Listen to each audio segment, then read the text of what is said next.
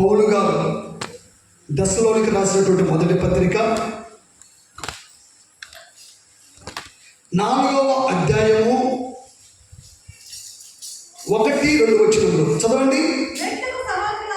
మెట్టుకు సహోదరులారా, మేము ప్రభువైన యేసు ద్వారా మీకు ఇచ్చిన ఆజ్ఞను మీరు ఎరుగుదురు. కాగా మీరెలాగ నడుచుకొని దేవుణ్ణి సంతోషపరచవలెనో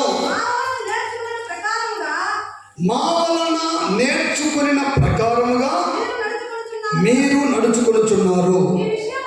ఈ విషయంలో మీరు అంతకంతకు అభివృద్ధి నొందవలని మిమ్మల్ని వేడుకొని ప్రభువైన యేసునందు హెచ్చరించుచున్నాము. దేవుడికి స్తోత్రం. హల్లెలూయా. చూడండి, ఇక్కడ దైవజనుడు పౌలు గారు దశలోనికి సంఘానికి ఒక పత్రిక రాస్తున్నారు. ఆయన రాస్తున్న మాట ఏంటంటే, సహోదరులారా, మేము ప్రభువైన యేసు క్రీస్తు ద్వారా మీకు ఇచ్చినటువంటి ఆజ్ఞను మీరు ఎరుగుదురు. మీకు తెలుసు, యేసు క్రీస్తు ద్వారా మీకు ఆజ్ఞ ఇచ్చాము. ఆ ఆజ్ఞ ఏంటో మీకు తెలుసు. అయితే మీరు ఎలాగో నడుచుకొని దేవుణ్ణి సంతోషపరచవలని మా వలన నేర్చుకున్న ప్రకారంగా మీరు నడుచుకొనుచున్నారు. మీరు ఏ విధంగా నడుచుకోవాలనో, దేవుణ్ణి ఎలాగ సంతోష పెట్టవాలనో మీరు మా వలన నేర్చుకున్నటువంటి ఆ ప్రకారము మీరు నడుచుకుంటూ ఉన్నారు. దేవునికి స్తోత్రం. మేము ఏ విధంగా చెప్తున్నామో ఆ విధంగా మీరు నడుచుకుంటూ వస్తున్నారు. అయితే ఈ విషయంలో, ఏ విషయంలో మీరు ఏ విధంగా నడుచుకుంటున్నారో, మా వలన నేర్చుకొని, మా ద్వారా నేర్చుకొని మీరు ఏ విధంగా నడుచుకొని దేవుని సంతోషపెడుతున్నారో ఆ విషయంలో మీరు అంతకంతకు మీరు వర్ధిల్లాలని, అభివృద్ధి చెందాలని మిమ్మల్ని అందరూ కూడా వేడుకుంటూ, మిమ్మల్ని అందరూ కూడా ప్రాధాన్యపడుతూ, మిమ్మల్ని అందరూ కూడా బ్రతిమలాడుకుంటూ మిమ్మల్ని యేసు క్రీస్తు ద్వారా మిమ్మల్ని హెచ్చరిస్తున్నాను. దేవునికి స్తోత్రం. హల్లెలూయా, హల్లెలూయా. మీరందరూ కూడా ఏ విధంగా నడుచుకొని దేవుని సంతోషపెట్టాలనో మా ద్వారా మీరు నేర్చుకున్నటువంటి ప్రకారం మీరు నడుస్తున్నారు. అందుకు దేవునికి చాలా స్తోత్రాలు.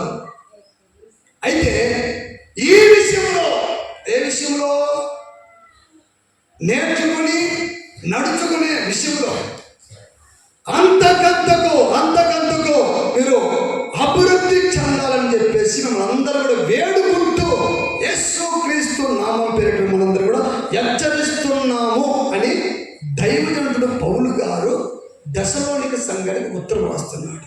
దేవునికి స్తోత్రం. హల్లెలూయా. అయితే ఈ పునరుద్ధరణ ఆరాధనలో దేవుడు నీతో, నాతో, మనందరితో మాట్లాడుతున్నటువంటి మాట ఏంటంటే, దేవుని ఆజ్ఞ విని నేర్చుకుని దేవుని సంతోషపెట్టే విషయంలో మీరు అంతకంతకు అభివృద్ధి చెందాలి. దేవునికి స్తోత్రం. హల్లెలూయా, హల్లెలూయా. దేవుడు కూడా మిమ్మల్ని అందరూ బ్రతిమలాడుతూ వేడుకుంటూ హెచ్చరిస్తున్నాడు. దేవునికి స్తోత్రం. ఏంటిది? బ్రతిమలాడుతూ వేడుకుంటూ మరలా జాగ్రత్త సుమా అని హెచ్చరిస్తున్నాడు. అంతకంతకు ఇప్పుడు ఉన్నటువంటి ఈ ఆత్మీయ జీవితం కాకుండా, ఇప్పుడు పొందుకునే ఆశీర్వాదం కాకుండా, ఇప్పుడు పొందుకున్నటువంటి సంతోషం కాకుండా, ఇప్పుడు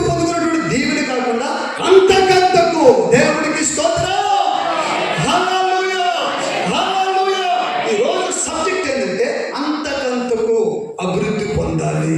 దేవునికి స్తోత్రం. హల్లెలూయా. రాత్రి 12 టైం, రాత్రి 12 నైట్. ఇవన్నీ కూడా బిగిస్తూ, ఇవన్నీ కూడా సెట్ చేస్తూ ఉదయం మొదలుకొని రాత్రి 12 గంటల వరకు ఒక చోట ఉన్నటువంటి పరిస్థితి లేదు. అయితే నేను లేకపోతే కొద్దిగా అటు ఇటు చేస్తానని చెప్పేసి వాళ్ళ దగ్గర ఉంటూ నైట్ రాత్రి 12 గంటలకు ప్రభు ఏం చెప్పాలి ప్రభువా, ఏం చెప్పాలి ప్రభు అని చెప్పేసి అని నేను అక్కడ కూర్చొని వాళ్ళ దగ్గర కూర్చొని ఆలోచన చేస్తున్నా. అప్పుడు దేవుడు అంటున్నాడు, అంతకంతకు అభివృద్ధి పొందుతారు. దేవుడికి స్తోత్రం. ఆ మాట చెప్పు, పోయి ఆ మాట చెప్పు అని బైబిల్ తీసుకుని చూస్తే కొన్ని మాటలు నాకు కనపడ్డాయి. అంతకంతకు ఎవరెవరు ఏంటేంటి ఏంటి కదా, అంతకంతకు నేను ఎప్పుడు ఈ మాట వెళ్ళలేదు. ఎప్పుడు రెండంతల ఆశీర్వాదం ఎన్ని చూశాను, కానీ అంతకంతకు అభివృద్ధి పొందాలనే మాట నేను పెద్దగా ఆ మాట తాకలే. రాత్రి ఆ మాట నా చెవులు వినపడుతుంది. అంతకంతకు రెట్టింపు, అంతకంతకు అభివృద్ధి చెందాలని చెప్పేసి ఈ మాట చెప్పని చెప్పేసి దేవుడు మాట్లాడుతున్నాడు. దేవుడికి స్తోత్రం. చూడండి, దినాన్ని అనేక మంది అంతకంతకు నేను ఆశీర్వదించబడాలి, అంతకంతకు నేను దీవించబడాలి, అందరికంటే ఒక ఉన్నతమైన స్థితిలో అని చెప్పేసి అనేక మంది రకరకాల ప్రయత్నాలు చేస్తున్నారు.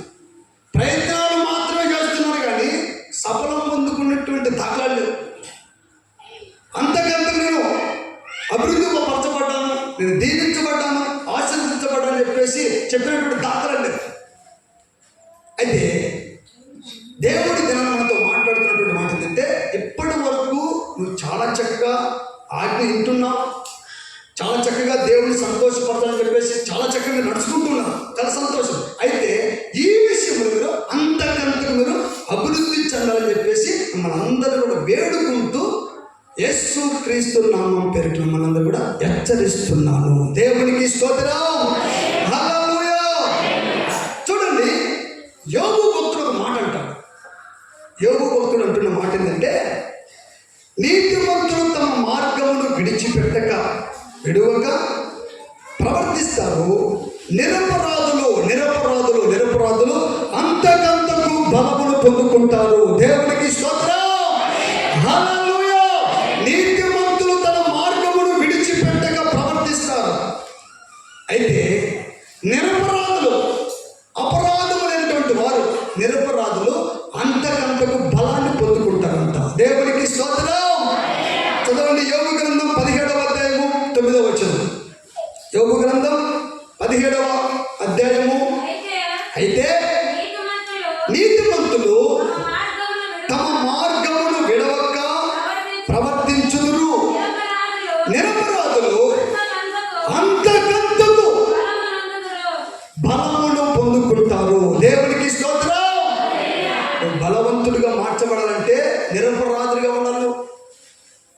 బలం పొందుకోవాలంటే ఏదో యూట్యూబ్లో చూసి రకరకాల ఆహార పదార్థాలు కాదు.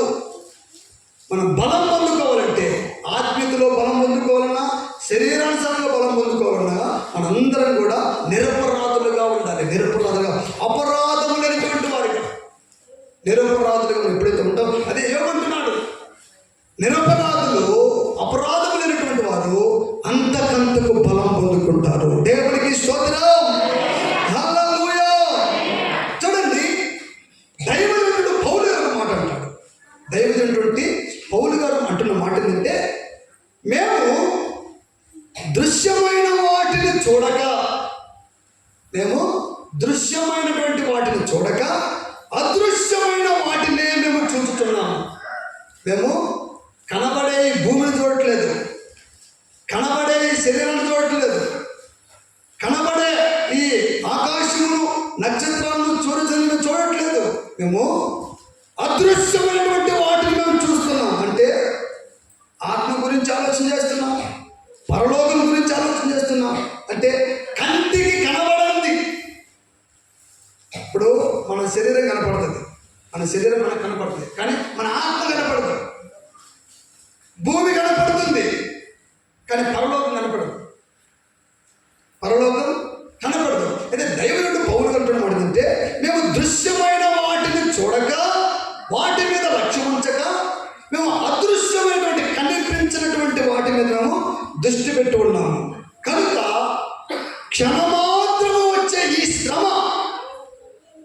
ఈ భూమి మీద అనేకమైనటువంటి శ్రమలు వస్తున్నాయి.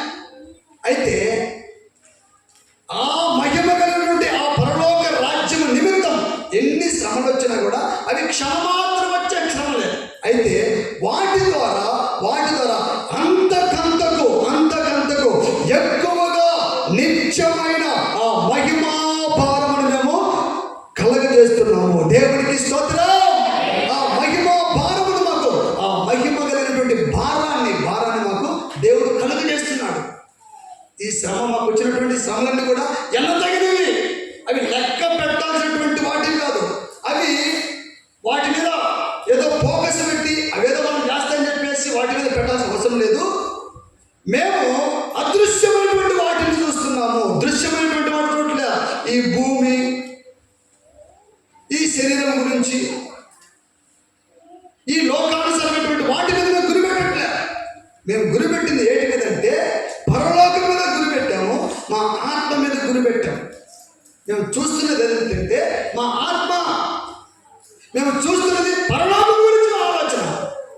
కనుక ఈ లోకంలో వచ్చే చిన్న చిన్న శ్రమలన్నీ కూడా మాకు అంతకంతగా ఈ పరలోకపు ఆత్మల భారాన్ని కలగజేస్తున్నాయి. దేవునికి స్తోత్రం. హల్లెలూయా, హల్లెలూయా. అందుకొరకే క్రైస్తవుడు భయపడాడు. ఈ శ్రమలన్నీ కూడా ఈరోజు వచ్చి పోయేటి, ఇవి ఎడతగినవి కాదు. భక్తుడు పాట రాశాడు. ఏమని పాట రాశాడంటే ఈ శ్రమలు ఎన్నతగినవి కావు, ఎందుకంటే నువ్వు ఇచ్చే మహిమ ఎదుట. దేవునికి స్తోత్రం. నువ్వు ఒక మహిమను మాకు ఇవ్వబోతున్నావు, పరలోక రాజ్యం ఇవ్వబోతున్నావు. ఆ పరలోక రాజ్యం ఎదుట ఈ శ్రమలు ఎన్నతగినవి కావు, ఎంత తగినవి కావు. అవి పట్టించుకున్నది కావు. అసలు ఈ లోకంలో చిన్న చిన్న శ్రమలు వస్తాయి, కానీ అవి పట్టించుకున్నది కాదు. ఎందుకంటే శ్రమ లేకపోతే మహిమ లేదు, శ్రమ లేకపోతే మహిమ లేదు. ఈ మధ్య మా నాన్న గురించి చాలా శ్రమను గురించి భయంకరమైనటువంటి వేదనలో ఆ శ్రమ ఏంట్రే బాధ అనేది ఎందుకైనా అని చెప్పేసి ఈ బాధతో చాలా, ఆ బాధ తరువాత, ఆ శ్రమ తరువాత సంఘము ఒక మహిమను చూసింది. దేవునికి స్తోత్రం. హల్లెలూయా. శ్రమ లేకపోతే మహిమ లేదు, శ్రమ లేకపోతే మహిమే లేదు, శ్రమ లేకపోతే మహిమ ఉండదు. కనుక మాకు వచ్చే శ్రమలు ఎన్న తగినవి కాదు. ఈ శ్రమల ద్వారా అంతకంతకు పరలోక ఆ మహిమా భారాన్ని మాకు కలగజేస్తున్నాయి. దేవునికి స్తోత్రం. హల్లెలూయా, హల్లెలూయా. అందుకే క్రైస్తవుడు ఏదొచ్చినా భయపడాడు. క్రైస్తవుడు ఏదొచ్చినా కూడా భయపడాడు. భయపడితే క్రైస్తవుడు కాదు, భయపడితే కాదు. ఎందుకంటే ప్రపంచాన్ని సృష్టించినటువంటి సృష్టికర్తటువంటి దేవుడే మన పక్షాన ఉంటే మనకి విరోధం ఎవరండి? ప్రపంచమంతా కూడా ఏకమైనా కూడా మన పక్షాన ఉన్నది ఎవరంటే సృష్టికర్త. కనుక సృష్టికర్తే మన పక్షాన ఉంటే మనకు విరోధం అని చెప్పేసి దైవజనుడు పౌలు గారు అంటారు. కనుక ఏది వచ్చినా కూడా మనము అది లెక్క పెట్టకూడదు, అది ఎన్నతగినది కాదు, అది వస్తూ ఉంటే పోతూ ఉంటే. దేవుడికి స్తోత్రం. హల్లెలూయా, హల్లెలూయా. చూడండి, దేవుడేమో మనందరినీ కూడా అంతకంతకు మీరు అభివృద్ధి పొందాలి, ఆశీర్వదించబడాలి, దీవించబడాలని చెప్పేసి దైవజనుడు పౌలు ద్వారా రాపించాడు. ఈ దినం మనతో మాట్లాడుతున్నాడు. అయితే పరిశుద్ధ గ్రంథంలో ఒక వ్యక్తి ఉన్నాడు. ఆయన పేరు ఏంటంటే ఆమోను. ఆయన పేరు ఆమోను. ఈయన ఎవరంటే మనుష్య కుమారుడు. ఈ మనుష్య కుమారుడు అంట వాళ్ళ తండ్రి కంటే మనిషి కంటే అంతకంతకు ద్రోహ కార్యాలు చేశాడట. ద్రోహమైన కార్యాలు ఈ దినాన్ని చూస్తూ ఉంటాం మనం అక్కడక్కడ. నీకు వచ్చిన ద్రోహం ఏంట్రా? నాకు ద్రోహం చేసావు కదరా, నాకు అన్యాయం చేసావు కదరా, నాకు మోసం చేసావు కదరా అని చెప్పేసి ఈ పదాలను వింటూ ఉంటాం అక్కడ. ఈ ఆమోను అనే వ్యక్తి అంతకంతకు వాళ్ళ తండ్రి కంటే ఇవన్నీ కూడా వివరించడానికి సమయం లేదు. తర్వాత చదువుకోండి. రెండవ దినవృత్తాంత గ్రంథములు 33వ అధ్యాయము 23వ వచనం చదవండి. తన తండ్రి అయినటువంటి మనష్షే అమ్మా, రెండవ దినవృత్తాంతములు 33వ అధ్యాయము 23వ వచనం. తన తండ్రి అయినటువంటి మనష్షే గుణపడినట్లు యెహోవా సన్నిధిని పశ్చాత్తాపడు కాకను గుణపడకను ఈ ఆమాను అంతకంతకు ఎక్కువ ద్రోహ కార్యములను చేయొచ్చు వచ్చిన వాళ్ళ తండ్రి దేవుడి దగ్గర గుణపడి, దేవుడి దగ్గర క్షమాపణ పొంది, దేవుడి దగ్గర పశ్చాత్తాపం పొంది కనికరించబడ్డాడు, దీవించబడ్డాడు. అయితే వాళ్ళ తండ్రిలాగా కాకుండా ఇతడు ద్రోహమైనటువంటి కార్యం, అంతకంతకు ద్రోహమైనటువంటి కార్యాలు చేసేవాడట. కనుక మనందరం కూడా అంతకంతకు మనము అభివృద్ధి పరచబడాలి. దేవుని ఆలోచన ఏంటి?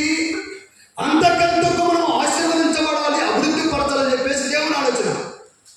అపవాద ఆలోచన అంతకంతకు మనల్ని దిగజార్చాలి, అంతకంతకు మనల్ని మనకు శాపానికి గురి కావాలని చెప్పేసి అపవాది ఆలోచన. ఈ ఆమాను అపవాది చేత నడిపించబడుతూ అంతకంతకు ఎక్కువగా ద్రోహమైనటువంటి కార్యాలు చేసుకుంటూ వచ్చాడు. చూడండి, దైవమైనటువంటి పౌలు గారు ఒక మాట చెప్తాడు, తిమోతికి చెప్తాడు. ఏమని చెప్తాడంటే చదవండి, 2వ తిమోతికి రాసిన పత్రిక 3వ అధ్యాయము 11వ వచనం. అయితే దుర్జనులను వంచకులను ఇతరులను మోసపరుచుతూ తామును మోసపోవచ్చు, అంతకంతకు చెడిపోవుదురు. పౌలు చెప్తున్న మాట ఏంటంటే దుర్జనులు అంటే చెడ్డ మనుషులు, వంచకులు అంటే మోసం చేసేవాళ్ళు, రకరకాలుగా మనుషులను ఇబ్బంది పెట్టేవాళ్ళు. ఈ దుర్జనులు, ఈ వంచకులంట ఇతరులను మోసపరుస్తారంట. ఇతరులను మోసపరుస్తూ తాము మోసపోతూ అంతకంతకు చెడిపోతారంట. ఎవరిల్లు? అపవాది చేత, సాతాను చేత నడిపించబడుతున్నటువంటి జనాంగం. ఈ జనాంగం ఎవరంటే దుర్జనులు, చెడ్డ ఆలోచన చేత నడిపించబడుతున్నటువంటి దుర్జనులు, వంచకులు, ప్రజలకు మోసం చేయాలి చెప్పేసి ఆలోచించినటువంటి వారు అనేకులకు మోసం చేస్తూ, వారు కూడా మోసపోతూ, ఎవరు కూడా బాగుపడే ఆ దిశగా అడుగులు వేయకుండా వాళ్ళు కూడా చెడిపోతారు. మందిరానికి వెళ్ళే వాళ్ళని మందిరానికి వెళ్ళొద్దు, అది వారిది వేరే మతం, వారిది వేరే క్యాస్ట్, ఆ మతం మంది కాదు. ఎవరిల్లు? దుర్జనులు, వంచకులు. ప్రజలు అంటే ఒకరు బాగుపడతా ఉంటే చూడలేనటువంటి జనాల మనస్తత్వం కలిగినటువంటి వారు. వీళ్ళంట ఇతరులకు మోసం చేస్తూ వాళ్ళు మోసపోతూ అంతకంతకు చెడిపోయే జనాంగం అని చెప్పేసి పరిశుద్ధ గ్రంథం చదివేస్తుంది. దేవునికి స్తోత్రం, హల్లెలూయా, హల్లెలూయా. నా ప్రియమైనటువంటి దేవుని బిడ్డారా, మనం ఎవరమంటే సజ్జనులం, మంచి గుణం కలిగినటువంటి వారు, మంచి ఆలోచన కలిగినటువంటి వారు, వంకర జీవితాలను బాగు చేసే గుణం కలిగినటువంటి వారు. మనము బాగుపడుతూ ఇతరులను బాగుపరచడానికి అనేక రకరకాల ప్రయత్నం చేస్తున్నటువంటి వారు. దేవుడికి స్తోత్రం. అనేక రకాలుగా శ్రమపడుతున్నటువంటి వారు మనం. ఆయన చెప్తున్నాడు, దుర్జనులు, వంచకులు ఇతరులను మోసం చేస్తూ వారు మోసపోతూ అంతకంతకు చెడిపోతారట. ఇదంతా కూడా చెడిపోయే బ్యాచ్, బాగుపడే బ్యాచ్ కాదు ఇది. వాడు బాగుపడడు, ఇతరులను బాగుపరచడు. ఇది వంచకులు, దుర్జనులు, అపవాది చేత నడిపించబడుతున్నటువంటి జనాంగం ఇది. సత్యమేంటో అసత్యమేంటో మనం గుర్తుపట్టాలి. ఒక చెట్టు ఫలాలు ఒక పండు తింటే ఇది తీపి పండ, ఇది చేదు పండ తెలిసిపోతుంది. అలా కాకుండా నువ్వు తినకుండానే, నువ్వు చూడకుండానే ఇది చేదు చెట్టు అంటే, ఇది చేదు ఫలం అంటే నువ్వు తినవు, ఇతరులను నువ్వు తిని అంటే వాడు మోసపోతూ ఇతరులను మోసపరుస్తూ ఇదంతా కూడా అంతకంతకు చెడిపోయే జనాంగం. దేవుడికి స్తోత్రం. హల్లెలూయా, హల్లెలూయా. ఇలాంటి వారందరూ దేవుడు దర్శించి రక్షణ భాగ్యం దేవుడు దయచేసినట్లుగా దేవుడికి స్తోత్రాలు చెల్లించడము. స్తోత్రమయ్యా, స్తోత్రం, స్తోత్రం, స్తోత్రం, స్తోత్రం, స్తోత్రం, స్తోత్రం, స్తోత్రం, స్తోత్రం. ఈ దినాన దేవుడు మనతో మాట్లాడుతున్నటువంటి మాట ఏంటంటే అంతకంతకు నువ్వు అభివృద్ధి పొందాలి, అంతకంతకు నువ్వు ఆశీర్వదించబడాలి, అంతకంతకు నువ్వు దీవించబడాలి. ఈ దీవెనను సరిపెట్టుకోకూడదు, ఈ ఆశీర్వాదాలను సరిపెట్టుకోకూడదు. అంతకంతకు నువ్వు అభివృద్ధి పొందుకోవాలి అని దేవుడు మనతో మాట్లాడుతున్నాడు. అయితే పరిశుద్ధ గ్రంథంలో ఎవరెవరు ఎలాంటి ఆశీర్వాదం పొందుకున్నారు, ఎలాంటి అంతకంతకు ఉన్నటువంటి ఎలాంటి ఆశీర్వాదం పొందుకున్నారో ఒక 3 మాటలు చెప్పి నేను త్వరగా ముగించబోతున్నాను. చదవండి. 2వ సమూయేలుకు రాసినటువంటి గ్రంథం 3వ అధ్యాయము, సమూయేలుకు రాసినటువంటి 2వ గ్రంథం 3వ అధ్యాయము 1 నుండి. సౌలు కుటుంబీకులను దావీదు కుటుంబీకులను బహుకాలము యుద్ధము జరగగా దావీదు అంతకంతకు ప్రబలను, సౌలు కుటుంబము అంతకంతకు నీరసిల్లను. చూడండి, బైబిల్ వాక్యం చదివిస్తున్నటువంటి మాట ఏంటంటే సౌలు కుటుంబానికి దావీదు కుటుంబానికి యుద్ధం జరిగిందంట. ఎప్పుడు యుద్ధమే. సౌలు కుటుంబానికి దావీదు కుటుంబానికి యుద్ధం జరిగితే ఆ యుద్ధములో దావీదంట అంతకంతకు ప్రబలాడంట. దేవుడికి స్తోత్రం. అంతకంతకు వర్ధిల్లాడు, అంతకంతకు అధికుడుగా మార్చబడ్డాడంట, గొప్పవాడిగా తయారయ్యాడంట. ఆయన అంతకంతకు ప్రబలమైనట. అతని గురించి అందరూ కూడా మాట్లాడుకుంటున్నారు. ఆయన గురించి మాట్లాడిన జనాంగం లేదు. అంతకంతకు దావీదు కుటుంబము ప్రబలిపోయిందంట, సౌలు కుటుంబమేమో నీరసిల్లిపోయిందంట, కుంగిపోయింది, ఓడిపోయింది, తలదించుకునే పరిస్థితి వచ్చింది. ఎందుకు సౌలు కుటుంబానికి తలదించుకునే పరిస్థితి వచ్చిందంటే దైవ సేవకుడు చేయాల్సినటువంటి పనిని ఈ సౌలు చేశాడు. ఇప్పుడు దైవ సేవకులు పని దైవ సేవకులు చేయాలి, రాజకీయ నాయకులు రాజకీయం చేయాలి.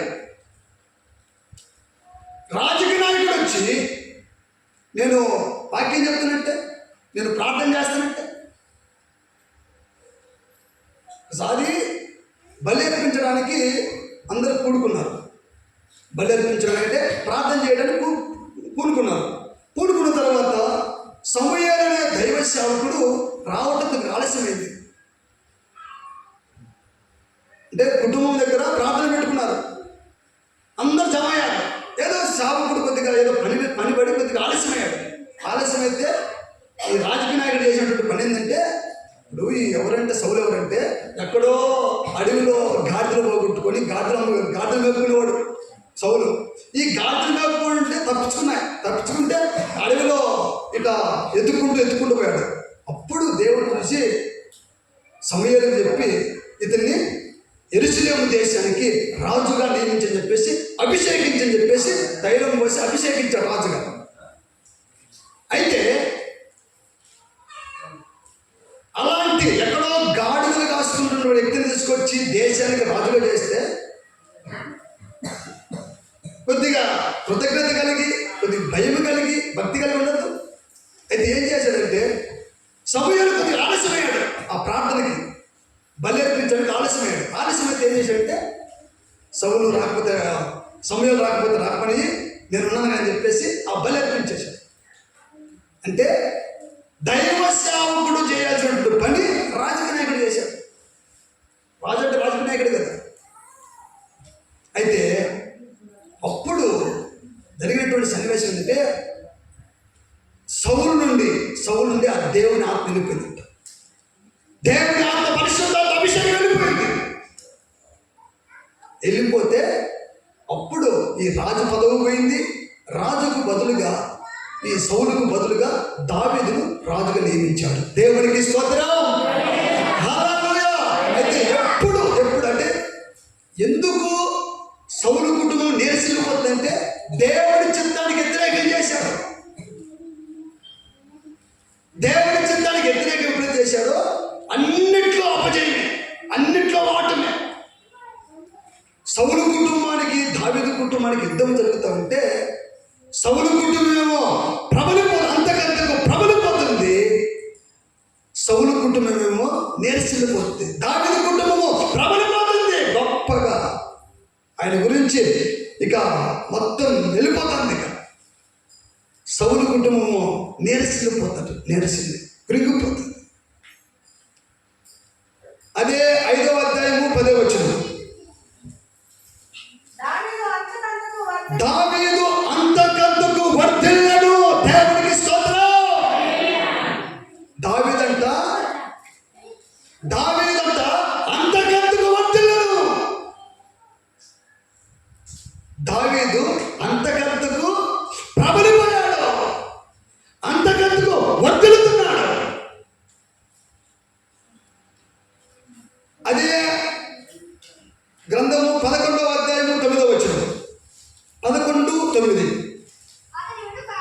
అతని వెనుక ఏంటమ్మా? అతని రాజు పలహారము అతని యొద్దకు పంపించను. కానీ ఊరియా తన ఇంటికి వెళ్ళగా అమ్మా తన ఏలిన వాడి సేవకులతో ఊరియా 2వ దినవృత్తాంతములు, సరే అండి, 1వ దినవృత్తాంతములు 11వ అధ్యాయము 9వ వచనం. 11:9. సైన్యములకు అధిపతి యెహోవా అతనికి తోడుగా ఉండగా దావీదు ఈ ప్రకారము అంతకంతకు అధికుడైనను. దేవునికి స్తోత్రం. దావీదట అంతకంతకు ప్రబలిపోతున్నాడంట, అంతకంతకు వర్ధిల్లుతున్నాడంట, అంతకంతకు అధికుడైపోతున్నాడు, అందరికీ గొప్పగా అయిపోతున్నాడు. ఎందుకు దావీదు ప్రబలిపోతున్నాడు? అతని గురించి ప్రబలుగా మారిపోతున్నాడు, అతడు వర్ధిల్లుతున్నాడు, అతడు అధికుడిగా ఎందుకు మార్చబడుతున్నాడంటే ఈయనకున్నటువంటి 3 కార్యాలు చేశాడు. ఈయన చేసినటువంటి 3 కార్యాలు ఏంటంటే, దావీదు గొర్రెలు కాస్తున్నాడు. వినాలి, దావీదు గొర్రెలు కాస్తుంటే ఆ గొర్రెల మందలకి సింహం వచ్చింది. ఆ గొర్రెల మందలకి సింహం వచ్చింది. సింహం వస్తే ఆ సింహం వచ్చి గొర్రె పిల్లలు తీసుకుపోతాడు. ఇక పరిగెత్తి ఆ సింహాన్ని పట్టుకొని ఒక మేక పిల్లని చేసినట్టుగా 2 చెక్కులు పట్టుకొని చీల్చి ఆ గొర్రె పిల్లని తీసుకొచ్చి మందలో ఇచ్చిపెట్టాడు. దేవునికి స్తోత్రం. హల్లెలూయా, హల్లెలూయా.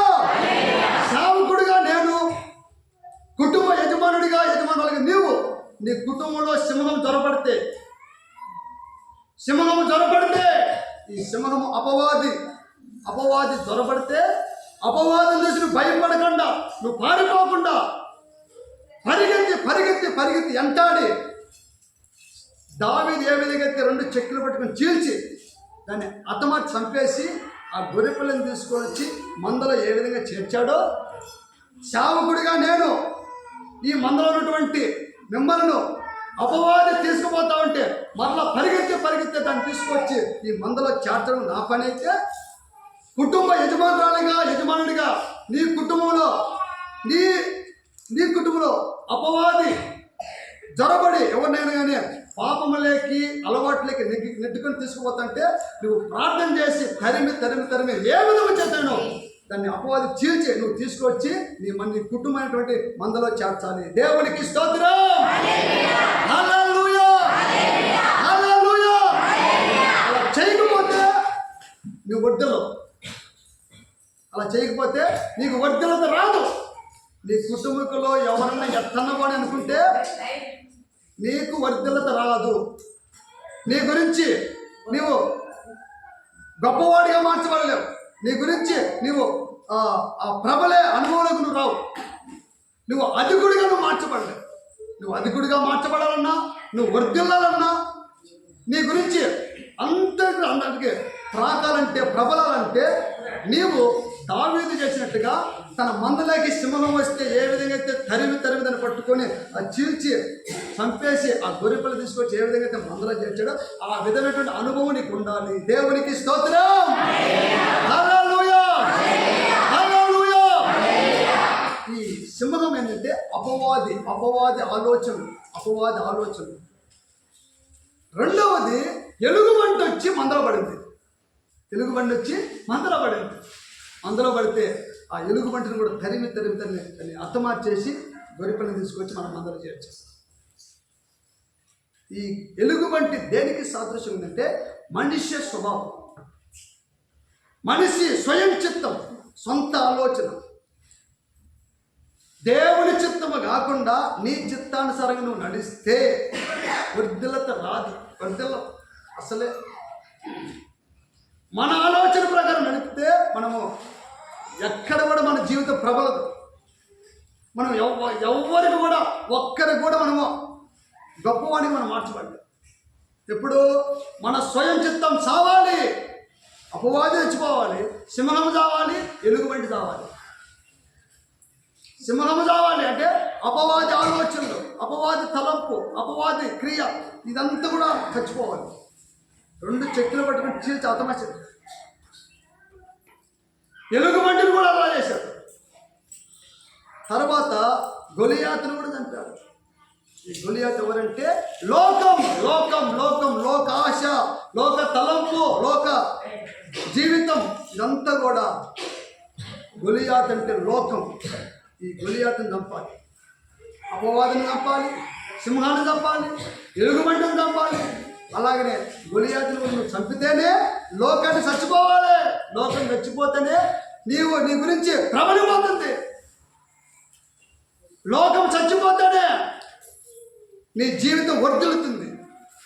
లోకం చచ్చిపోతేనే నువ్వు అధికుడిగా మార్చబడతావు.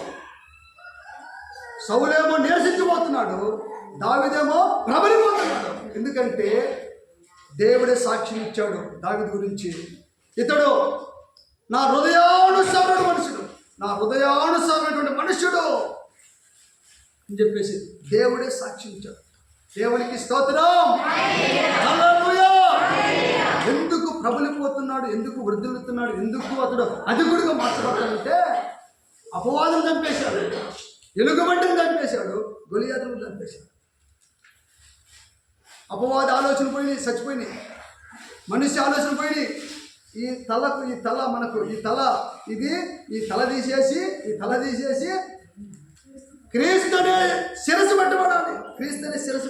ఎప్పుడైతే క్రీస్తు అనే శిరస్సు ఈ తలకు పెట్టబడుతుందో అప్పుడు క్రీస్తు ఆలోచనలు, క్రీస్తు తలంపులు, క్రీస్తు జీవితం ఇదంతా టోటల్ అంత క్రీస్తు.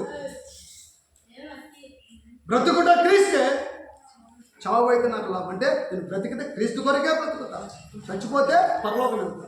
ఇది మాకు క్రైస్తవుడుకున్నటువంటి ఆలోచన. దేవునికి స్తోత్రం. హల్లెలూయా. దావీదు 3 సార్లు అభిషేకించబడ్డాడు. మొదటి అభిషేకం యెషయా ఇంటి దగ్గర, 2వ అభిషేకం హెబ్రోనులో, 3వ అభిషేకం యెరూషలేములో. దేవునికి స్తోత్రం. మొదటి అభిషేకం ముందుకున్నప్పుడు అపవాదిని చంపాడు, సింహాన్ని చంపాడు, ఎలుగుబంటిని చంపాడు, అలాగనే గొలియాతును చంపాడు. 2వ అభిషేకం పొందుకున్నప్పుడు అతడు క్షమించే గుణం లేదానికి. ఎప్పుడైతే రెండో అభిషేకం పొందుకున్నాడో క్షమించే గుణం పొందుకున్నాడు. అంటే భయపడే గుణం పోయిందంట. మూడో అభిషేకం పొందుకున్నప్పుడు 12 గోత్రాలను ఏలుబడి చేశారంట. 12 గోత్రాలు ఏలుబడి చేశారు. ఈ 12 గోత్రాలు 12 రకాలైనటువంటి స్వభావాలు. ఈ 12 మందిని జయించాలి. ఈ 12 మందిని ఇశ్రాయేలు గోత్రం వాళ్ళు 12 మంది. ఈ 12 గోత్రాలు, ఈ 12 గోత్రాల్లో 12 మనస్తత్వాలు, 12 రకాల స్వభావాలు, 12 రకాల గుణాలు. ఈ 12 రకాలైనటువంటి గుణాలను ఎవరైతే జయిస్తారో, అంటే అపవాదిని చంపి, ఎలుగుబంటిని చంపి, గొలియాతుని చంపావనుకో, అప్పుడు నువ్వు నూతన భూమిని అడుగు పెడతావు. నూతన భూమే. తర్వాత శరీర కుమారులు 2 ఉన్నారు. అంటే క్షమించే గుణం లేనటువంటి వాళ్ళు. ఇదంతా కూడా ఎప్పుడైతే జయిస్తావో అప్పుడు నువ్వు నూతన ఆకాశంలో అడుగు పెడతావు. ఈ 12 రకాలైనటువంటి ఇశ్రాయేలు గోత్రపు స్వభావాలు ఎప్పుడైతే జయిస్తావో అప్పుడు నూతన యెరూషలేములో అడుగు పెడతావు.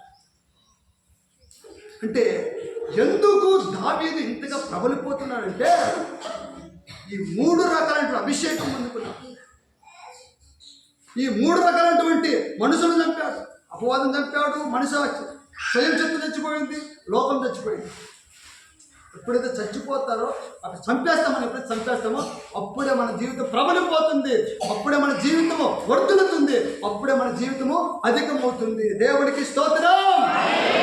హల్లెలూయా, హల్లెలూయా. అందరికంటే నువ్వు అధికుడిగా నువ్వు మార్చబడాలి, నాయకుడిగా నిలబడాలి, కుటుంబానికి నాయకుడిగా నిలబడాలి, సంఘంలో నాయకుడిగా నిలబడాలి, సమాజంలో నాయకుడిగా నిలబడాలి. ఎక్కడ అడుగుపెట్టినా ఒక గౌరవప్రదమైనటువంటి జీవితం జీవించాలి. ఉద్యోగంలో అడుగుపెట్టు, ఒక గౌరవప్రదమైనటువంటి జీవితం జీవించాలి. వ్యాపారంలో అడుగుపెట్టు, ఒక విలువైన జీవితం జీవించాలి. ఒక కూలి పనికల్లో చేతి పని చేయి, ఒక గౌరవప్రదమైనటువంటి జీవితంలో జీవించాలి. మనము అందరికంటే మనం ఎవరు అంటే జ్ఞానవంతులం, దేవుని ఆలోచన బాగా నడిచేవాళ్ళం. కనుక మనము మన జీవితము ప్రబలిపోవాలంటే, మన జీవితము వర్ధిల్లాలంటే, మన జీవితము అందరికంటే అధికుడిగా మార్చబడాలంటే ఈ రకమైనటువంటి జీవితము మనం జీవించాలి. దేవునికి స్తోత్రం. హల్లెలూయా, హల్లెలూయా. అందుకొరకే దావీదు అంతకంతకు ప్రబలిపోతున్నాడు, సౌలు కుటుంబము అంతకంతకు నీరసించిపోతాడు. దేవుడి చిత్తానికి వ్యతిరేకంగా వెళ్తే నీరసించిపోతాం, దేవుడి చిత్తానికి అనుగుణంగా వెళ్తే మన జీవితం ప్రబలిపోతుంది. దేవునికి స్తోత్రం. హల్లెలూయా, హల్లెలూయా.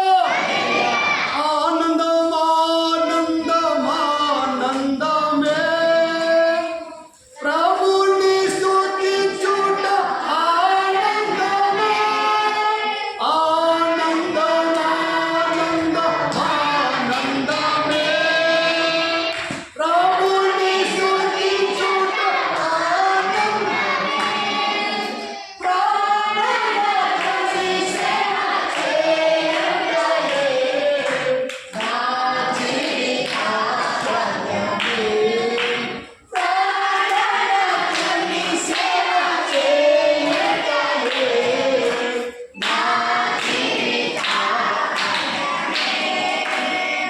హల్లెలూయా, ప్రభు యేసువే సదాకాలం పాడేదను.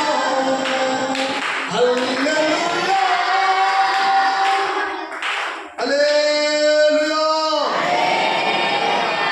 దినాన దేవుడు మనతో మాట్లాడుతున్న మాట అంటే అంతకంతకు నువ్వు అభివృద్ధి పరచబడాలి, అంతకంతకు నువ్వు వర్ధిల్లాలి, అంతకంతకు నువ్వు ప్రబలాలి, అంతకంతకు నువ్వు అధికుడిగా నువ్వు మార్చబడాలి.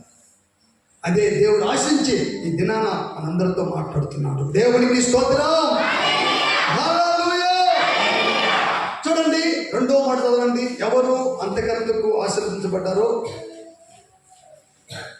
2వ దినవృత్తాంత గ్రంథములు 17వ అధ్యాయము 12వ వచనం.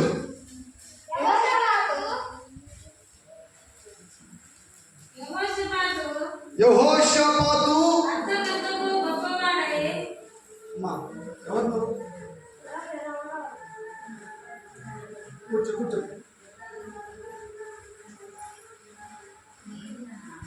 దేవునికి స్తోత్రం. హల్లెలూయా. తెలియదు పాపం, తెలియదు. 17:12 యెహోషాపాతు అంతకంతకు గొప్పవాడై యూదా దేశమందు కోటలను సామ్రాజ్యాన్ని నిలవచ్చే పట్టణములను కట్టించను. దేవునికి స్తోత్రం. హల్లెలూయా. హల్లెలూయా. ఈ యెహోషాపాతు అంతకంతకు గొప్పవాడైపోయాడట. యెహోషాపాతు అంతకంతకు గొప్పవాడైపోయాడట. మనందరం కూడా నేను కూడా గొప్పవాడు కావాలి, నేను కూడా ఒక ఉన్నతమైన స్థితిలో అని చెప్పేసి మనం కోరుకుంటాం. అయితే ఈ యెహోషాపాతు ఎవరంటే ఆసారాజు యొక్క కుమారుడు. ఈ ఆసారాజు యొక్క కుమారుడు అంతకంతకు గొప్పవాడిగా మార్చబడ్డాడట. చూడండి అదే మాట, ఎందుకు ఆయన అంతకంతకు గొప్పవాడిగా మార్చబడ్డాడో 3వ వచనం నుండి, యెహోవా అతనికి సహాయకుడై ఉండగా యెహోషాపాతు తన తండ్రి అయిన దావీదు ప్రారంభము దినములలో నడిచిన మార్గమందు నడుచుచు బయలుదేవతను ఆశ్రయింపగా తన తండ్రి దేవుణ్ణి ఆశ్రయించుచు ఇశ్రాయేలు వారి చర్యలను వెంబడింపగా ఆయన ఆజ్ఞలను అనుసరించి నడిచెను. కాబట్టి యెహోవా అతని చేత రాజ్యమును స్థిరపరచును. యెహోవా మార్గములందు యూదా వారందరూ యెహోషాపాతునకు పన్ను ఇచ్చుచుండిరి. అతనికి ఐశ్వర్యమును ఘనతయు మెండుగా కలిగెను. యెహోవా మార్గములందు నడుచుకున్నట్టుకు అతడు తన మనస్సును దృఢపరచుకుని వాడై ఉన్నత స్థలములను దేవతా స్తంభములను యూదాలో నుండి తీసివేశను. చూడండి, ఈ యెహోషాపాతు అంట తన తండ్రి మార్గములో దావీదు ఏ మార్గంలో నడిచాడో ఆ మార్గములో నడిచి బయట దేవతలను విగ్రహాలను దేవతలను వెళ్ళి కూడా తీసివేసి, ఎప్పుడైతే ఈ విధంగా తీసివేశాడో అనేక మంది యెహోషాపాతుకు పన్నులు ఇచ్చుకుంటూ వచ్చారంట, డబ్బులు ఇచ్చుకుంటూ వచ్చారంట. తర్వాత ఆయన చేసినటువంటి పని ఏంటంటే 8వ వచనం షెమయా, నెతన్యా, జబద్యా, ఆషాయేలు, సెమిరామోతు, యోహానాను, అదోనియా, టోబియా, లోమాదోనియా అను లేవీయులను యాజకులైన ఎలీషామాను యెహోరామును పంపెను. వారు యెహోవా ధర్మశాస్త్రము చేతపుచ్చుకొని యూదా వారి మధ్య ప్రకటన చేయొచ్చు, యూదా పట్టణములన్నిటిలో సంచరించుచు జనులకు బోధించింది. దేవునికి స్తోత్రం. ఈ యెహోషాపాతు చేసినటువంటి పని ఏంటంటే, వినాలి జాగ్రత్తగా, ఈ యెహోషాపాతు చేసినటువంటి పని ఎందుకు గొప్పవాడు చెప్పాడంటే, అనేక మందిని లేవీయులను పెట్టి అనేకులకు దేవుడి గురించి ప్రకటించండి అని ఇంతమందిని ఆయన పెట్టాడట. ఎందుకంటే ధర్మశాస్త్రం బోధించడానికి. ఎందుకైనా ఇంత గొప్పవాడిగా మార్చబడ్డాడంటే, విగ్రహాలను తీసివేసి దేవతా స్తంభాలను తొలగించి అన్య దేవతలను బయట దేవతలు అన్ని కూడా తొలగించి దేవుడికి ఇష్టానుసారమైన జీవితం జీవిస్తూ అనేకులు సృష్టికర్తటువంటి యేసు ప్రభు గురించి ప్రకటించడానికి అనేక మంది పంపించాడట. వాళ్ళందరూ వెళ్ళి ఇక ధర్మశాస్త్రం గురించి బోధిస్తూ అందరికీ ప్రకటించారంట. యేసుక్రీస్తు నిజమైన దేవుడు, ఆయనే ప్రపంచానికి సృష్టికర్త, ఆయనే దేవులకు దేవుడు, ప్రభువులకు ప్రభువు చెప్పేసి ప్రకటించడానికి మొదలుపెట్టారు. ఆ తర్వాత మనం చదవడం, యూదా దేశం చుట్టూ ఉండు దేశముల రాజ్యములన్నిటి మీదకి యెహోవా భయము వచ్చినందున వారు యెహోషాపాతుతో యుద్ధము చేయకుండిరి. ఫిలిష్తీయుల కొందరు యెహోషాపాతులకు పన్నులు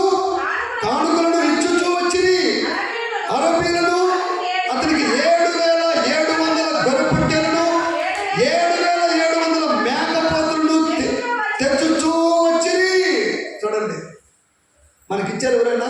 గొర్రెపోతులను మేకపోతులు ఇచ్చారా?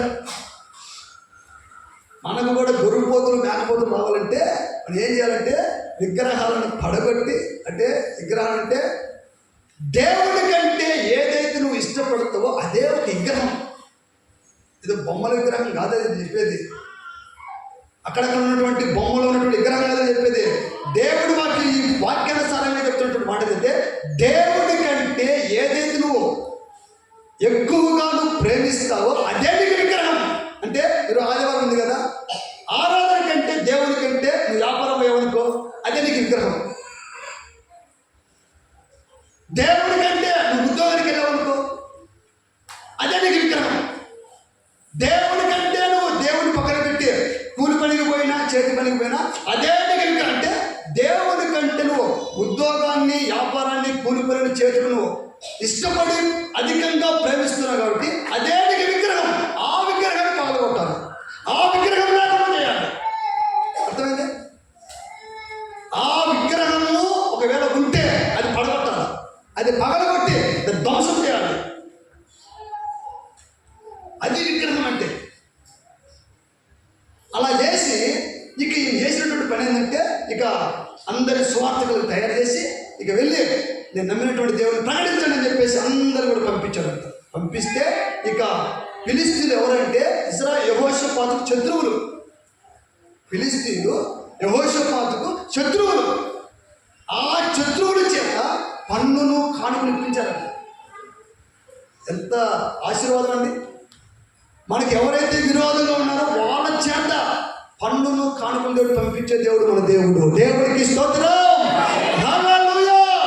7,700 గొర్రెపోతులంట, 7,700 ఈరోజు 50 ఉంటే మనం మాటినాం. 50 ఉంటే మాటినాం. ఓ నాకు 50 మేకపోతులు, 50 గొర్రెపోతులు అని చెప్పేసి అదొక బలం, అదొక హోదన, అదొక ధైర్యం. ఇక్కడేమో 7,700 మేకపోతులంట, 7,700 గొర్రెపోతులు ఇచ్చాడంట. అందుకే అందరికంటే గొప్పవాడిగా మార్చబడ్డాడు. దేవుడికి స్తోత్రం. హల్లెలూయా, హల్లెలూయా. అంతకంతకు గొప్పవాడిగా మనం మార్చబడాలంటే విగ్రహాన్ని పగలగొట్టి విగ్రహాన్ని ధ్వంసం చేయాలి. అలాగే ఈ ధర్మశాస్త్రాన్ని చేత పట్టుకొని నీవు ప్రకటించాలి, అనేకులకు ప్రకటించడానికి తయారు చేయాలి. దేవుడికి స్తోత్రం. అప్పుడే శత్రువుల చేత నీకు కానుకలు వస్తాయి, శత్రువుల చేత నీకు పన్నులు వస్తాయి, శత్రువుల చేత గొర్రెపోతులు, మేకపోతులు వెనుకటి కానుక వస్తాయి. చూడండి, ఒకసారి చూడండి, ట్రై చేయండి, వస్తాయి రావు. ఒకసారి హైదరాబాద్ మీటింగ్ పోయాం. హైదరాబాద్ మీటింగ్ పోతే ఇక అయ్యగారు మేము పోయామని చెప్పేసి సేవకులు వచ్చారు, అందరు విశ్వాసాలు వచ్చారు, ఏం చేసి పెట్టాలబ్బా అని ఆలోచన చేస్తున్నారు. ఆయన సేవ ఏమో విశ్వాస సేవ, అడిగేది లేదు, అప్పు చేసేది లేదు. బాబాయ్కో పిన్నికి ఫోన్ చేసి బాబాయ్ పిన్ని ఇట్లా పరిస్థితి అని చెప్పేది లేదు. ఉంటే తినాలి, లేకపోతే దేవునికి స్తోత్రం చెప్పండి, అలాంటి పరిస్థితి. అయితే మేము పోయిన తర్వాత ఆయన మరి ప్రార్థన చేసిన తర్వాత అలాగే ప్రార్థన చేశారు. సాయంత్రానికి 2 మేకపోతులు వచ్చినాయి. దేవుడికి స్తోత్రం. వాస్తవం అండి. సాయంత్రం కూటానికి మటన్ పెట్టాడు. పప్పుకు లేనటువంటి ఆయన మటన్ పెట్టాడండి. 2 మేకపోతులు వచ్చాయి. ఇక మాకు పండగ అయిపోయింది. దేవుడికి స్తోత్రం. అందుకే విగ్రహాన్ని పగలగొట్టి ఈ ధర్మశాస్త్రాన్ని పరిశుద్ధంగా చేతబట్టి అనేకులకు ప్రకటించే వాళ్ళని తయారు చేశామంటే పిలుస్తున్నటువంటి శత్రువుల చేత నీకు పన్నులు, కానుకలు, ఇక గొర్రెపోతులు కానీ మేకపోతులు నీకు కానుకలు వస్తాయి. అందరికంటే నువ్వు గొప్పవాడిగా మార్చబడతావు. దేవుడికి స్తోత్రం. హల్లెలూయా.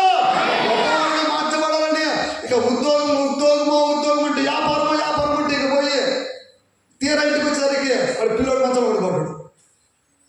పోయి డబ్బులు తెచ్చావా? ఆదివారం పోయి డబ్బులు తీసుకొస్తావా? తీసుకొస్తే ఏమైంది? 1000 రూపాయలు తీసుకొచ్చి అక్కడ వస్తావా? ఇంట్లో పిల్లడు బాబో పాపో మంచం పడిపోతాడు. ఏమంటే నువ్వు పోయినప్పటి నుంచి జ్వరం అండి, నువ్వు పోయినప్పటి నుంచి జ్వరం ఎంతో హాస్పిటల్ ఫోన్ చేయి, ఎంతో 1000 రూపాయలు స్వాహ. దేవుడికి స్తోత్రం. అంటే చినిగిపోయిన సంచి వేసినట్టే సంచి కుట్టాలి. సంచికి పొరగబడకుండా జాగ్రత్తగా కుట్టితే కుట్టాలంటే ఏంది? దేవుడి మందిరం కావాలి ఆదివారం. దేవుని మందిరం అంటే ఆ కింద బొరక కాస్త బూడుతుంది.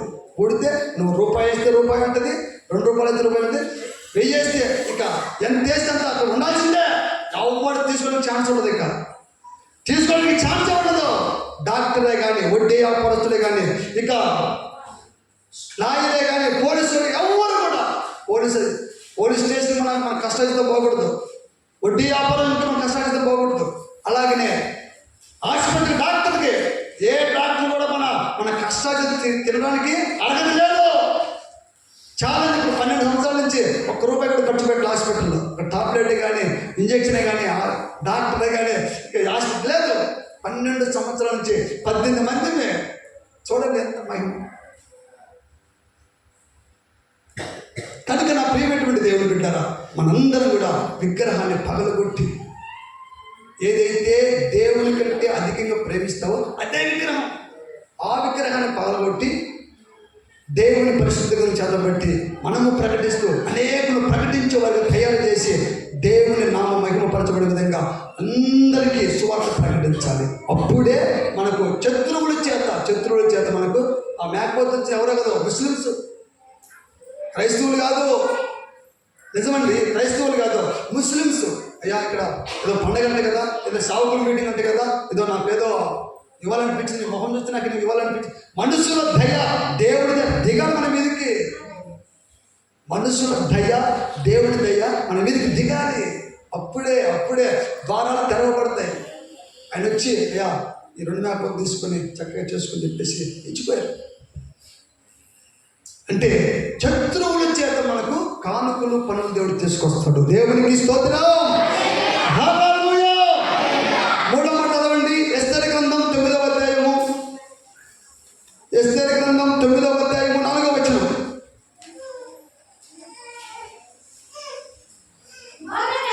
మొర్దెకై రాజు యొక్క నగరులో గొప్పవాడాయను. ఈ మొర్దెకై అనువాడు అంతకంతకు గొప్పవాడగుడు చేత అతని కీర్తి సంస్థానములన్నిటి యందు వ్యాపించును. దేవునికి స్తోత్రం.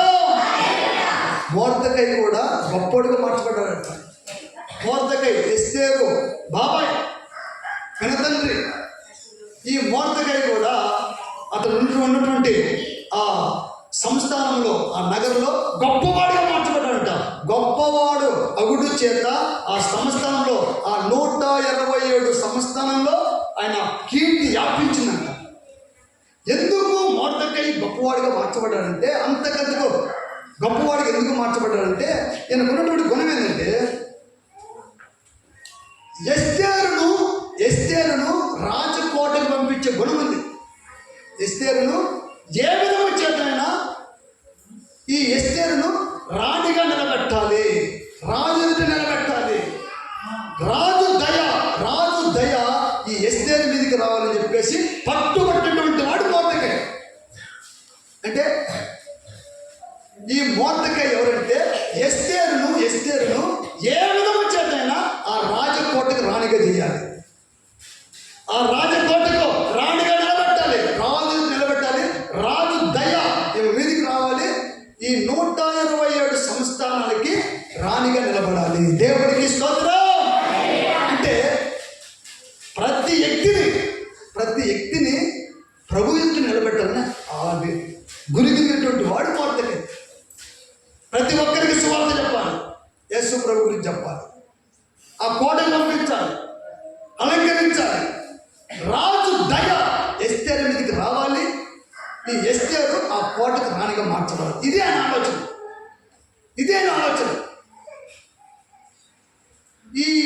ఇలాంటి ఆలోచన కలిగినటువంటి మొర్దెకై అంతకంతకు గొప్పవాడిగా మార్చబడ్డాడు.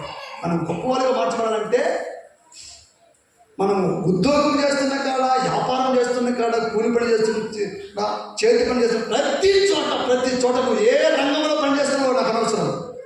అక్కడ నీ తోటి ఉద్యోగస్తులను, నీ తోటి వ్యాపారస్తులను, నీ తోటి కూలి చేసుకున్న వారిని, నీ తోటి చేతి పని చేసుకున్న వారిని, వారికి నువ్వు సువార్త ప్రకటించు. ఏ విధము చేతైనా వీరికి సువార్త అందాలి, వీరి జీవితం బాగుపడాలి, వీరు ఒక ఉన్నతమైనటువంటి స్థితికి ఎక్కించబడాలి, పాపము నుండి శాపం నుంచి బయటికి రావాలి, దేవుడి చేత అలంకరించబడాలి. దేవుడు అలంకరించుకోవాలన్నటువంటి అలాంటి అలంకరణే ఇవ్వాలి. ఏ విధము చేతను ప్రభువు రాకడలో నరకం నుంచి తప్పించబడి పరలోక రాజ్యానికి చేర్చాలి, అలాంటి ఆలోచన కలిగి ఉన్నవాడే క్రైస్తవుడు. అలాంటి ఆలోచన కలిగి ఉన్నటువంటి వాడే మోర్దెకై. దేవుడికి స్తోత్రం. హల్లెలూయా, హల్లెలూయా. క్రైస్తవుడిగా ఆ మాట అది ఉండాలి. ఆ ఆలోచన ఎక్కడ పని చేస్తున్నా నీ మైండ్ గిరగిరగిర తిరుగుతూ ఉండాలి.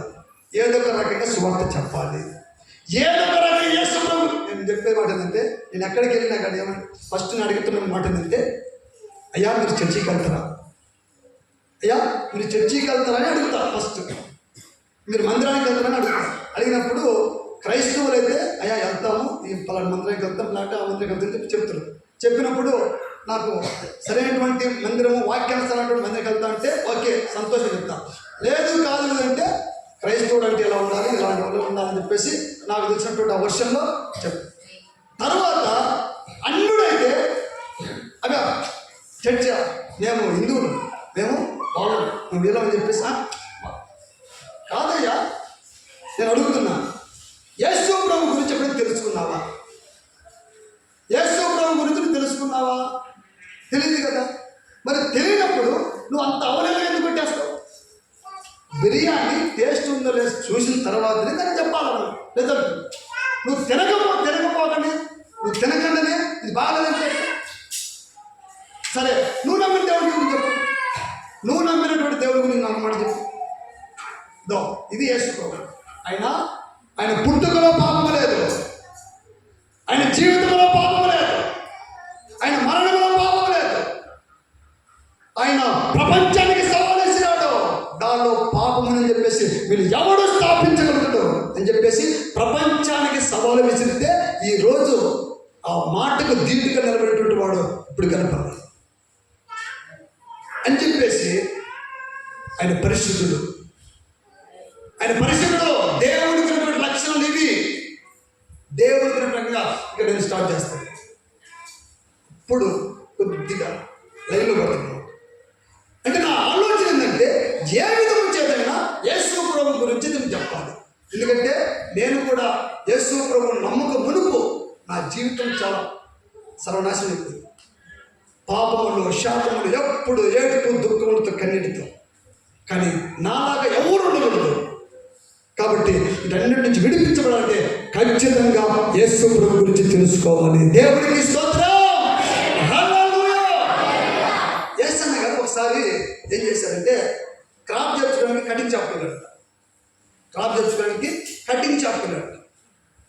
ఇక చెల్లిలో కూర్చొని కటింగ్ చేయించుకుంటా తెచ్చుకుంటా అయ్యా అన్నాడు. ఎవరిని? కటింగ్ చేసేది. అయ్యా అంటే ఏంటి సార్, నువ్వు ఎలుగులో ఉన్నావా చీకట్లో ఉన్నావా అని ప్రశ్న వేశాడు. నువ్వు ఎలుగులో ఉన్నావా చీకట్లో ఉన్నావా అంటే, ఎలుగేంది చీకటి ఏంది? ఇప్పుడు పగులే కదా, వెలుగులోనే కదా. నేను చెప్పేది ఆ వెలుగు కాదు. నువ్వు ఎలుగులో ఉన్నావా చీకట్లో ఉన్నావు అంటే, యేసు ప్రభు లోకానికి వెలుగై ఉన్నాడు. దేవుడికి స్తోత్రం. లోకానికి యేసు ప్రభు వెలుగై ఉన్నాడు. ఈ మాట దేవుళ్ళు దేవతలు అనేవాడు వాళ్ళు ఎవరు కూడా చెప్పలేదు. నేను లోకానికి వెలుగని చెప్పేసి ఎవరు చెప్పలేదు. యేసు ప్రభు ఏమన్నాడంటే, నేను లోకానికి వెలుగై ఉన్నాను అంటే, నువ్వు వాక్యానుసారంగా జీవిస్తున్నావా, లోకానుసారంగా జీవిస్తున్నావా? యేసు ప్రభు వాక్యమై ఉన్నాడు. ఈ వాక్యానుసారమైనటువంటి జీవితం జీవిస్తావా, లేకపోతే ఈ పనికిమాలిన జీవితం జీవిస్తావా అని ప్రశ్న వేసి, ఇక కటింగ్ అయిపోయే లోపల మనోడు అయిపోయింది.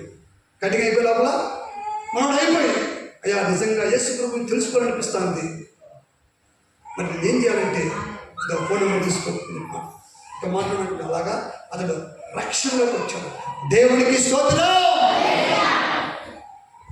ఏ విధము చేతనైనా క్రీస్తు గురించి ప్రకటించడమే మన ధ్యేయం. ప్రతి ఒక్కరి జీవితాన్ని బాగుపరచడమే మన ధ్యేయం. మన గురి ఏంటంటే, ప్రతి ఒక్కరి జీవితాలు వెలిగించబడాలి. ఆరిపోయిన జీవితాలు వెలిగించబడాలి. మోడువారి జీవితాలు చిగురించబడాలి. ఎండిన జీవితాలు చిగురించబడాలి. జీవం పోసుకోవాలి. అది మన గురి. మొర్దెకైకి ఉన్నటువంటి గుణం ఏంటంటే ఎస్తేరు ఏ విధంగానే కోటకు పంపించాలి. కోట అంటే మందిరానికి పంపించాలి. అక్కడ ఏగే ఉంటాడు. ఆ ఏగేకి అప్పగించాలి. చావుకుంటాడు. ఆ ఏగే ఏ అలంకరణ అయితే అలంకరించుకుంటూ అదే అలంకరించుకోవాలి. తర్వాత ఏ విధంగా చేద్దాం ఎస్తేరును రాజు నిలబెట్టాలి. రాజు దయ ఎస్తేరు మీదకి రావాలి. ఏ విధంగా చేద్దాం ఆమె ఆ కోటకు రాణిగా మార్చాలి. ఇది గురి. అందుకొరకే మొర్దెకై అంతకంతకు గొప్పవాడిగా మార్చబడ్డాడు. దేవుడికి స్తోత్రం. హల్లెలూయా. ఈ మొర్దెకై ఎక్కడ ఉంటాడంటే ఆ కోట గుమ్మంలో ఉంటాడు. వాకిలి గేట్లో ఉంటాడు. ఈ మొర్దెకై ఎక్కడ కూర్చోంటాడంటే ఆ కోటకు గుమ్మంలో కూర్చోంటాడు. ఈ గుమ్మంలో కూర్చున్నటువంటి వ్యక్తి వాచ్మెన్ ఏంటంటే వచ్చే వాళ్ళకి పోయే వాళ్ళకి సెల్యూట్ కొట్టాలి. వాచ్మెన్ పని మొర్దెకై. ఈ వాచ్మెన్ పని ఏం చేయాలంటే వచ్చే పోయే వాళ్ళకి అందరికీ కూడా సెల్యూట్ కొట్టాలి. ఆ దారిలో ఎవరు వెళ్తారంటే ఆమాను వెళ్తున్నాడు. ఆమాను లోపలికి వెళ్తున్నాడు, బయటకు వెళ్తున్నాడు. ఈడు ఎవడంటే అపవాది ఆలోచన అంటే యూదులకు కీడు చేసేవాడు, దేవుడి బిడ్డలకు కీడు చేసేవాడు. అయితే మొర్దెకై చేసినటువంటి పని ఏంటంటే ఈ ఆమానుకు నమస్కారం చేయకుండా చెరుటు కొట్టకుండా అలాగే కూర్చునేవాడు. అంటే మనుషులకు చెరుటు కొట్టను, మనుషులు అనబడే వారికి నేను నమస్కరించను, సాగిలపడను, దేవుడికి మాత్రమే సాగిలపడతా. దేవుడికి స్తోత్రం. దేవుడు అనబడే వారికి నేను సాగిలపడను, మనుషులకు సాగిలపడను, మనుషుల దగ్గరికి పోను, మనుషులు నమ్ముకోను, మనుషుల మీద ఆధారపడను. నేను నమ్ముకునేది ఎవరంటే దేవుడిని నమ్ముకుంటా, దేవుడి మీద ఆధారపడతా, దేవుడికే నమస్కరిస్తా, దేవుడికే సాగిలపడతా. దేవుడే నా ఆరాధ్య దైవం. దేవుడికి స్తోత్రం. ఈ మొర్దెకై ఉన్నటువంటి పని ఏంటంటే ఆమానికి నమస్కారం చేయడం, మనుషులకు భయపడడం. మనం ఏ రంగంలో పనిచేసినా మొట్టమొదటిది దేవుడికి భయపడాలి, మనుషులను గౌరవించాలి. మనుషులకు నమస్కరించకూడదు, దేవుడికి ఇవ్వాల్సినటువంటి స్థానము మనిషికి ఇవ్వకూడదు. అందుకే నేను రోషం కలిగినటువంటి దేవుడిని, నా మహిమను ఎవడు కూడా దొంగలించడానికి వీల్లేదు. దేవుడికి స్తోత్రం. అయితే ఈ మూడవ గుణం మొర్దెకై ఉన్నటువంటి మూడవ గుణం ఏంటంటే తన జాతిని కాపాడుకోవడానికి, తన జాతి అంటే క్రైస్తవ జాతి, యేసు ప్రభు నమ్ముకున్నటువంటి జనాంగాన్ని కాపాడటానికి ఉపవాసం ఉండి అలవాటు ఉంది. ఉపవాసం ఉండి ఏ విధమైన చేతనైనా నా జాతిని కాపాడుకోవాలి. అనేక మంది రకరకాల పాపములు, శాపములు, రోగముతో, అనేక దుఃఖములతో, వేదనతో సతమతమవుతున్నటువంటి వారందరూ కూడా ఏ విధంగా కాపాడాలి. ఏ విధమైన అప్పుల వారి నుంచి విడిపించబడాలి, రోగం నుంచి విడిపించబడాలి, కుటుంబ సమస్య నుంచి విడిపించాలని చెప్పేసి అందరికీ తన జాతి కొరకు ఉపవాసం ఉండే అలవాటు దేనికి. ఎస్తేరు ఉపవాసం ఉన్నాడు, మేము కూడా ఉపవాసం ఉంటామని చెప్పేసి, నువ్వు అక్కడ ఉపవాసం ఉండు, మేము ఇక్కడ ఉపవాసం ఉంటామని చెప్పేసి అలాంటి చెప్పి పురుకొలిపి ఆ ఉపవాసము ద్వారా తన జాతిని కాపాడుకోవడానికి తన ప్రాణాన్ని పణంగా పెట్టాలని గుణమైనటువంటి వాడు ఈ మొర్దెకై. దేవునికి స్తోత్రం. హల్లెలూయా, హల్లెలూయా. కనుక మనందరం కూడా ఈ మొర్దెకై లాగా మనం ఏం చేయాలంటే ప్రతి ఒక్కరికి సువార్త ప్రకటించాలి. ఇది ఏ విధంగా చేతనైనా మనం ఏ మనిషికి మొక్కకూడదు. దేవుని స్థానం వాడు ఎంత గొప్పడైనా సరే, ధనవంతుడు కానీ ఘనవంతుడు కానీ ఎవడైనా సరే దేవుడి తర్వాత.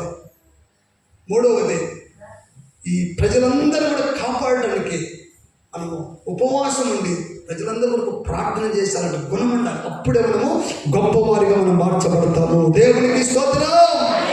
హల్లెలూయా, హల్లెలూయా. కనుక నా ప్రియమైనటువంటి దేవుని బిడ్డరా, దేవుడు ఆశపడుతున్నటువంటి ఆశ ఏంటంటే అందరం కూడా అంతకంతకు మనం వర్ధిల్లాలి, అంతకంతకు మనము అభివృద్ధి పొందాలి.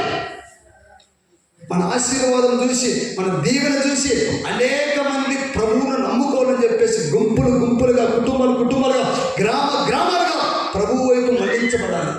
ఎప్పుడు మళ్లించబడతారంటే మనము అంతకంతగా మనం ఆశీర్వదించబడితే, అంతకంతగా మన జీవితం ప్రబలించబడితే, అంతకంతగా మన జీవితం వర్తిల్లితే, అంతకంతగా మన గొప్పవారిని మన ఎప్పుడైతే మార్చబడతామో మనల్ని బట్టి అనేక మంది ప్రభువు మళ్లించబడతారు. అలా కాకుండా మందిరానికి వస్తూ పోతుండే ఎక్కడ వేసినటువంటి గొంగలే అక్కడ ఉంటే మనల్ని బట్టి ఏ ఒక్కడి మందిరానికి రాడు, ఏ ఒక్కరి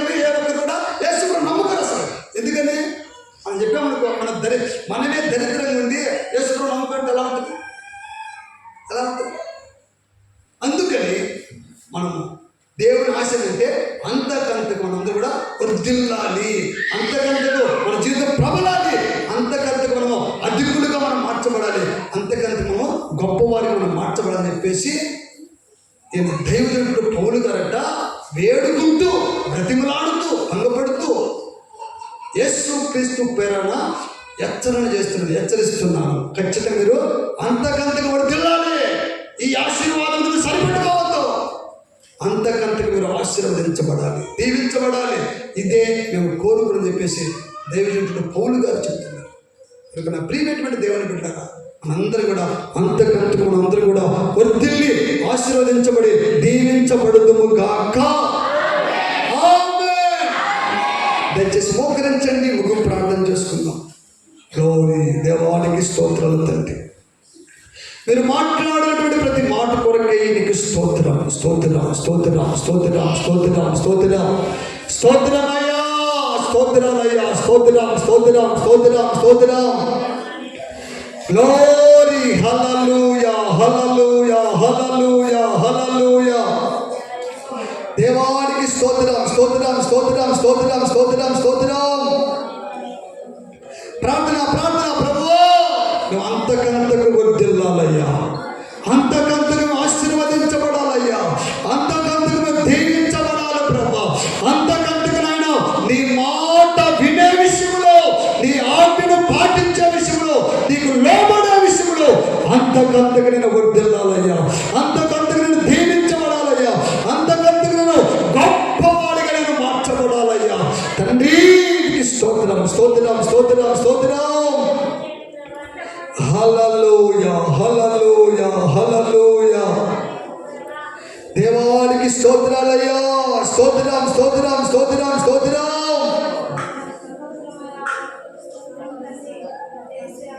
ప్రార్థన, ప్రార్థన, ప్రార్థన. దేవా, ఏ ఉద్దేశముతో, ఏ సంకల్పముతో, ఏ ఆలోచనతో నాతో మాట్లాడి ఉన్నావు తండ్రి, నేను అంతకంతకు వర్ధిల్లాలయ్యా, అంతకంతకు నేను అభివృద్ధి పొందవాలయ్యా, పొందుకోవాలి తండ్రి. గ్లోరీ, హల్లెలూయా, హల్లెలూయా. తండ్రి నీకు స్తోత్రాలు, స్తోత్రాలు, స్తోత్రాలు, స్తోత్రాలు. నాయనా, దావీదు తండ్రి అంతకంతకు ప్రబలిపోతున్నాడని ప్రభా, అంతకంతకు నాయన వర్ధిల్లుతున్నాడని ప్రభా, అంతకంతకు అతడు అధికుడుగా మార్చబడుతున్నాడని మీరు మాట్లాడిన ప్రతి మాట కొరకే నీకు స్తోత్రాలు తండ్రి. యెహోషాపాతు నాయన అంతకంతకు గొప్పవాడిగా మార్చబడ్డాడు నాయన తండ్రి. మొర్దెకై అంతకంతకు గొప్పవాడిగా మార్చబడ్డాడు ప్రభా తండ్రి. లోకములో గొప్పవాడిగా మార్చబడాలయ్యా, ఉన్నతమైనటువంటి స్థితిలో ఉండాలి ప్రభా తండ్రి. అనేకులకు ఆశీర్వాదకరంగా, దీవెనకరంగా మార్చబడాలి. ప్రభువానికి స్తోత్రాలు, స్తోత్రంతో కూడా ప్రార్థన చేసుకుందాం. స్తోత్రం, స్తోత్రం, స్తోత్రం, స్తోత్రం, స్తోత్రం, స్తోత్రమయ్యా, స్తోత్రమయ్యా తండ్రి. నీకు స్తోత్రాలు. ఏ విధము చేతన నేను అంతకంతకు ఆశీర్వదించబడాలయ్యా, అంతకంతకు దీవించబడాలయ్యా, అంతకంతకు వర్ధిల్లాలి. స్తోత్రాలు, స్తోత్రం, స్తోత్రం, స్తోత్రమయ్యా, స్తోత్రం, స్తోత్రం, స్తోత్రం, స్తోత్రం. ఇప్పటి వరకు దేవుడు మనతో మాట్లాడినటువంటి ప్రతి మాట కొరకై దేవునికి స్తోత్రాలు చెల్లించదము. స్తోత్రం, స్తోత్రం, స్తోత్రం, స్తోత్రం, స్తోత్రం, స్తోత్రం. దేవుడు మాట్లాడినటువంటి ప్రతి మాటను మన హృదయాన్ని సారవంతమైనగా దేవుడు దున్ని నూరంతలుగా ఫలించిన కృప చూపినట్లుగా దేవునికి స్తోత్రాలు చెల్లించదము.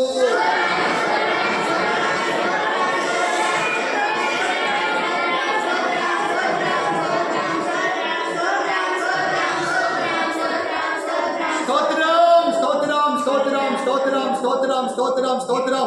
దావీదు అంతకంతగా ప్రబలినట్లుగా మన జీవితంలో ప్రబలము చేయనట్లుగా దేవుడికి స్తోత్రాలు చెల్లించదము. స్తోత్రం, స్తోత్రం, స్తోత్రం, స్తోత్రం, స్తోత్రం, స్తోత్రం, స్తోత్రం, స్తోత్రం. యెహోషాపాతు మొర్దెకై ఏ విధంగా అంతకంతకు గొప్పవాడిగా మార్చబడ్డాడు, మనందరికీ దేవుడు ఆశీర్వదించి దీవించి అంతకంతకు గొప్పవాడిగా దేవుడు మార్చినట్లుగా దేవుడికి స్తోత్రాలు చెల్లించదము.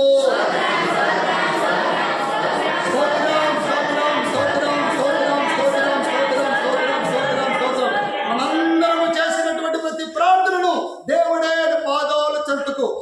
ఇంపైన సువాసనగా మార్చుకొని ప్రతి ప్రార్థనకు పరిపూర్ణమైనటువంటి జవాబును గ్రహింపజేసి దేవుని నామానికి మహిమ కలిగే గొప్ప గొప్ప కార్యాలను మనందరి పట్ల దేవుడు జరిగించినట్లుగా దేవునికి స్తోత్రాలు చెల్లించదము.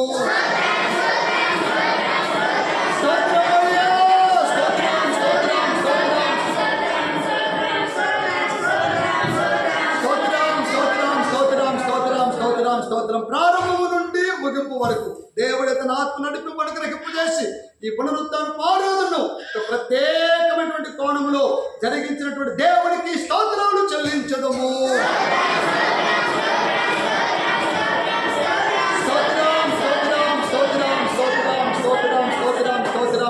తండ్రి కుమార పరిశుద్ధాత్మ దేవుడికి స్తోత్రాలు చెల్లించదము.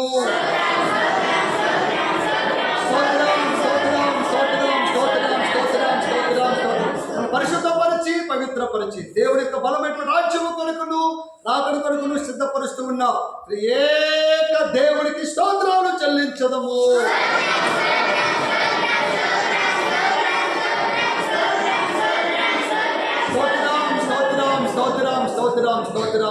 స్తోత్రం. ప్రార్థన. పరిశుద్ధుడా, ప్రేమ కలిగిన తండ్రి, సర్వశక్తిమంతుడా, మాకు చాలిన దేవుడానికి స్తోత్రాలు తండ్రి. అయినా ఈ పునరుత్థాన ఆరాధనను ఈ నామానికి మహిమకరంగా, మాకు ఆశీర్వాదకరంగా, దీవెనకరంగా జరిగించినటువంటి విధానమును బట్టి నీకు స్తోత్రాలు చెల్లిస్తున్నాము తండ్రి. ఆయన నీ చిత్తములో, నీ ప్రణాళికలో, నీ ఆలోచన బిడ్డలను నడిపించినటువంటి విధానం బట్టి నీకు స్తోత్రాలు చెల్లిస్తున్నాము నాయన తండ్రి.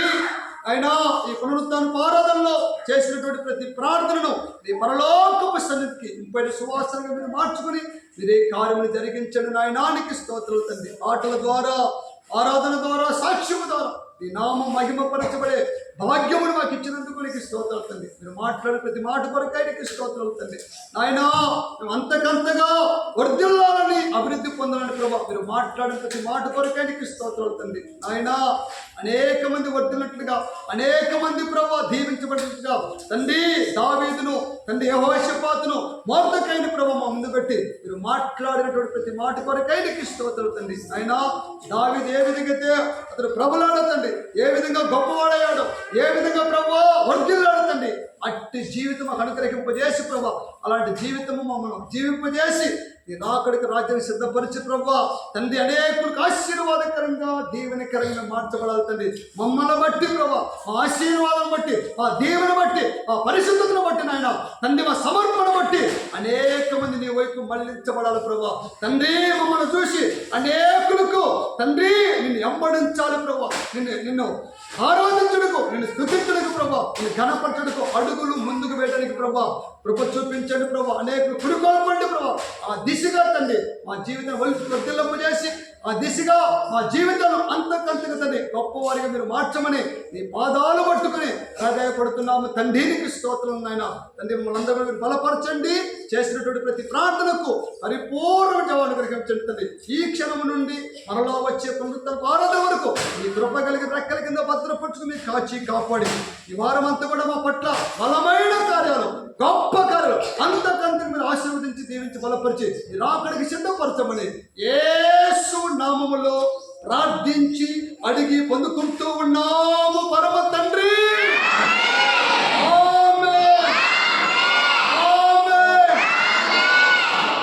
యేసుక్రీస్తు కృప, తండ్రి దేవుడి ప్రేమ, పరిశుద్ధాత్మ దేవుడి సహవాసము ఇప్పుడును ఎల్లప్పుడును సకల కోటి పరిశుద్ధులకు నిత్యము సదాకాలము మనందరికీ నిత్యము తోడై